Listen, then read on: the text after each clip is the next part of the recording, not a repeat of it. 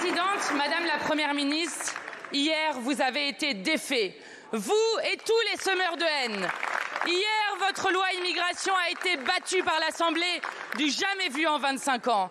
Hier, nous sommes fiers d'avoir épargné au pays 2 semaines de déchaînement de paroles racistes et xénophobes. Celles qui divisent le peuple, celles qui permettent les passages à l'acte de la tentative d'égorgement de Mourad aux expéditions punitives racistes à Romans-sur-Isère. Hier comme demain, nous serons toujours les gardiens de l'unité du peuple. Hier, nous sommes fiers de vous avoir rappelé que la France n'a jamais été une nation ethnique, mais sera toujours une nation politique, fondée sur la promesse liberté, égalité, fraternité. Hier, vous avez été défaits. Après un président élu par défaut, une première ministre sans confiance, vous voilà à la tête d'un gouvernement minoritaire, sans légitimité parlementaire ni populaire. Hier, votre ministre de l'Intérieur a osé parler de déni de démocratie. Le déni de démocratie, c'est vous. 20-49-3. 2 ans de vie volée aux Français contre l'immense majorité du peuple. Madame la Première ministre, 149-3, vous n'êtes rien, si ce n'est un gouvernement incapable de légiférer et de gouverner. Hier, vous avez osé dire que l'Assemblée s'était déshonorée et ne représentait pas les Français. Mais les Français veulent des augmentations de salaire, une véritable politique contre la vie chère, des services publics qui assurent l'égalité des citoyens. Ils veulent en finir avec un gouvernement qui a fait régresser la France à l'état d'un pays qui a faim. Dans toutes les démocraties, quand un ministre est battu, il doit démissionner. Dans toutes les démocraties, quand la représentation nationale rejette un texte, il est retiré. Madame la Première ministre, sentez-vous cette odeur de fin de règne? Tôt ou tard, vous serez contraint de retourner aux urnes. Le peuple devra alors choisir entre le camp des élites racistes ou celui de l'Union populaire. Madame la Première ministre, partez le plus vite possible. Merci beaucoup, Madame la Présidente. Votre temps est écoulé. La parole est à Madame la Première ministre. Merci Madame la Présidente, Mesdames et Messieurs les députés, Madame la Présidente Mathilde Panot. Hier, une fois de plus, vous vous êtes coalisés avec le Rassemblement national.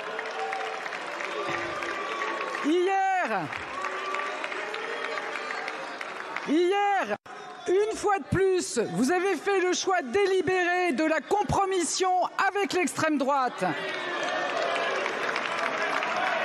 Vous qui souhaitez l'immigration sans règles, vous avez voté avec des partisans de l'immigration zéro.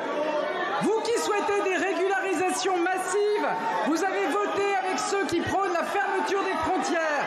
Et pour quel résultat, Madame la Présidente Panot? Malgré vos tentatives d'empêcher la discussion, le débat parlementaire va se poursuivre. Une commission mixte paritaire va être convoquée. Malgré vos tentatives pour empêcher le débat, nous ne renoncerons pas à apporter des mesures fortes pour nos concitoyens. S'il vous plaît, mais je pense que définitivement, le débat, ça n'est pas pour vous. Alors, Madame la Présidente Panot, hormis quelques secondes... Non mais vous êtes fâchée avec la démocratie, Madame la Présidente Panot, et votre groupe avec.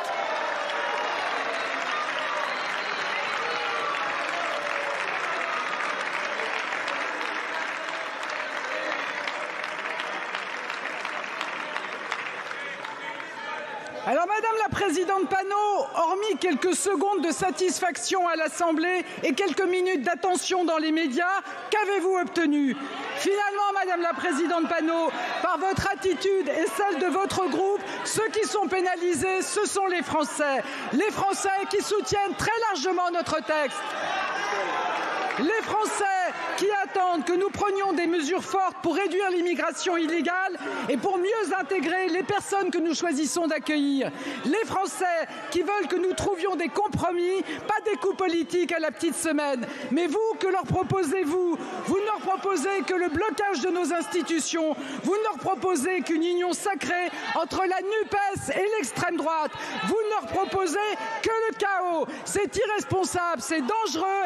Et avec le ministre Gérald Darmanin et tout mon gouvernement, nous choisirons toujours le chemin de l'action et de la responsabilité au service des Français. Je vous remercie. Merci beaucoup, Madame la Première ministre.